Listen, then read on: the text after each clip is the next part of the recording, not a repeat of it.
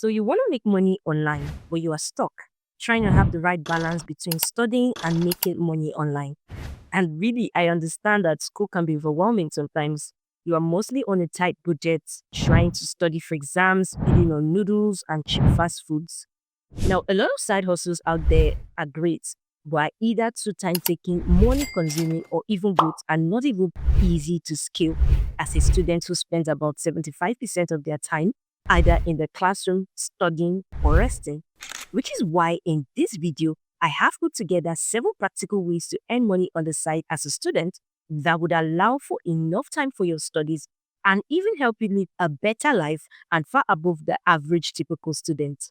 And in fact, if done right, you could have enough to save and even invest. Now, these are side hustles I wish I knew in my school days. Who knows? And the first on the list is getting a part time job. This is actually a very obvious way to make money on the side as a student, but I'm not saying just go out there and get any job because most of the jobs out there would actually require a lot more of your time than you can give. For example, taking a job in a restaurant or in a bar or being a sales girl or a marketer, that's just a lot of time you are going to consume. However, in most schools, there's usually something called work study. And just from the name as it implies, you get to work while you study. And typically, it's an avenue created by the school to assist students who require some financial assistance just to support whatever fees needs to be paid while studying. I actually did this when I was in school, but I actually started out late because I didn't get to know about it early enough. Now, this may vary from school to school, but for my school as at then, there's usually a fixed amount paid to you at the end of each month, and you are assigned to a particular facility within the school to work. It's also an opportunity for you to gain some hands on experience. However, you are only required to work for a short period of time, like an hour a day and maximum of 3 hours. So, this literally offers you the opportunity to be able to trade your free time for money without actually overworking yourself. So, find out how it works in your school and get to know the requirements to get started. Now, the second on the list is becoming a tutor. Now, obviously, you are in school to learn, but again, people learn at different paces, and not everybody may be able to catch up from the lectures that may be taught in the class. And this is where you come in. First, you want to take a subject or course that you are really good at. Now, you don't need to go beyond your course outline. It could just be a course that you find very easy to understand, but a lot of people are probably having challenges with that particular course. That means there is a demand to the solution that you are about to provide. The next thing you want to do is you want to organize tutorials for that course because you are going to be teaching it just the way you understand it. And you are going to be bringing in your own dynamics and perspectives to it. You can either do this for your classmates within the same level or your classmates in a lower level. This is really lucrative because when I first got into school, I noticed there were a bunch of tutorials being organized for our courses that we were having. And even though we had lecturers coming in to teach, we still had a lot of people attending these external tutorials that were organized not by lecturers, but by our classmates, but in senior levels. Another way you can leverage on this is you can also organize tutorials on how to pass some particular exams. So to get accepted into school in Nigeria, you need to pass an exam called JAM, JAMB. So let's say you had a high score in JAM that got you into med school. I think during my time, you need to get about 350 over 400 in order to be able to get into med school. You can decide to tutor people by helping them prepare for such exams to get into med school. You can also choose to niche down on particular subjects. For example, if you are good at maths, you can teach maths. If you are good at organic chemistry, you can teach it. Or even the simplest of them, if you are good at English, because I believe you can hear me right now and obviously understand what I'm saying, then you can definitely teach English. Now, this particular one, although it is best leveraged offline or done physically, however, there are also platforms online that allow you to tutor people online. I know this guy in my lodge back then who was making some money from online tutoring. And for this, you can utilize platforms like tutor.com or Schooly to leverage on something like this. You just need to sign up and get started. Now, the third on the list is content creation. We are actually in a digital age where content creation is literally the thing of the day, and the potential for earning in content creation is very, very broad. We have a lot of young people jumping on TikToks, and a lot of them are actually students and they are doing pretty well. You can leverage on content creation platforms like YouTube, Instagram, TikTok, Facebook, and the likes, and you can start sharing content based on whatever skill that you already have. Now, for this, though the earning potential may not be immediate, but you are already building up the foundation for it. And before you know it, you can get monetized on YouTube, or you can start earning from going live on TikTok, or even from your content that you post on TikTok, Instagram, or Facebook. So if you got into a prestigious university, let's say you got into Covenant University, you got into Cambridge, you got into Harvard, so to say, you can create content around how you got into that prestigious university for other people who want to get into universities like that. Content could revolve around how you got into the university, study tips, or even vlog like day in the life of a Covenant University student or day in the life of a Cambridge University student.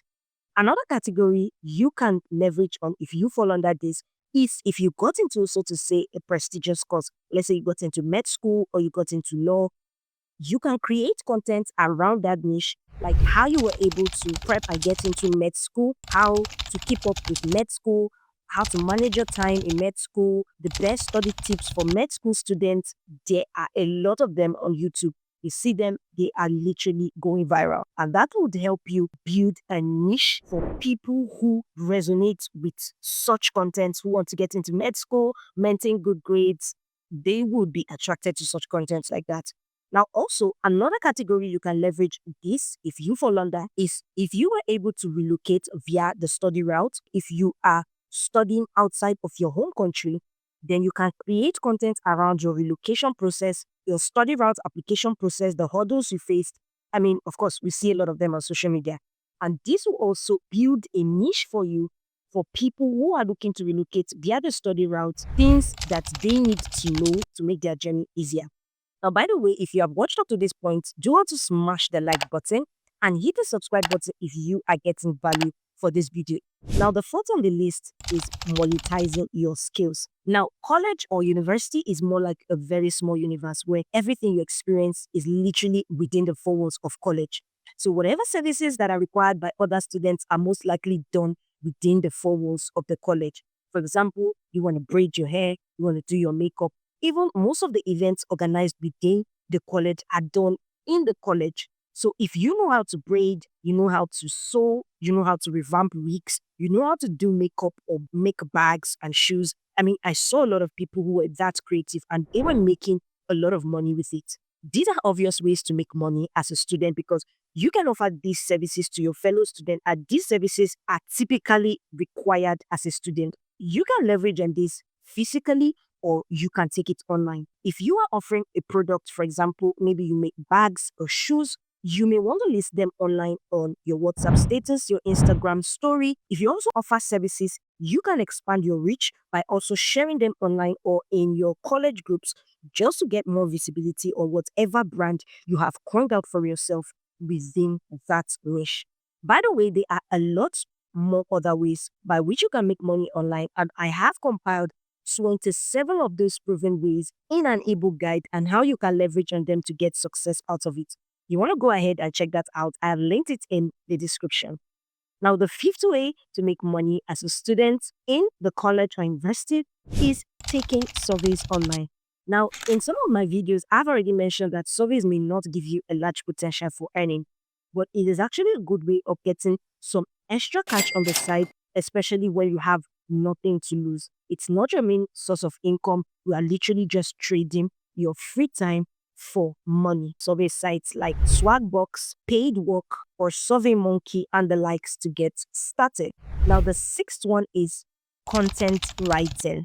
Now, blogs, articles, and other online platform means that push out written content constantly require content writers. This doesn't have to be a very difficult skill to learn, as it only requires you to be able to do a little research on a topic and compose the content to be intriguing and interesting for the reader. And it even gets easier as now we have AI tools that can help you make your life much better. As you can literally leverage on ChatGPT to give you a skeletal written content and you can just edit it and add your own unique flavor to the content. This allows you to make some money on the side at your own time as you get to work at your own hours and you can easily find jobs on sites like Upwork or LinkedIn. Now, the seventh one on the list is investing. This may be easily overlooked, but putting your money into prospective investment opportunities could literally skyrocket your money. I mean, just imagine you have put your money in Bitcoin when it was still young. I mean, at least some years back, even within the space of a year, you are getting an amazing return on investment. I remember back in school, Bitcoin was literally rising. And I wished I put my money in Bitcoin. Investing is one of the ways I would advise young people to grow their finances, as you could literally not do anything because your money is working for you. Now, there are some platforms out there that allow you to invest and make actual returns. And I've shared one of them, which is what I actually use in one of my videos. And I will be linking the video here. You can invest as little as $1, $5, $10, or as much as you want. But you know that the more you invest, the more returns you are most likely to get.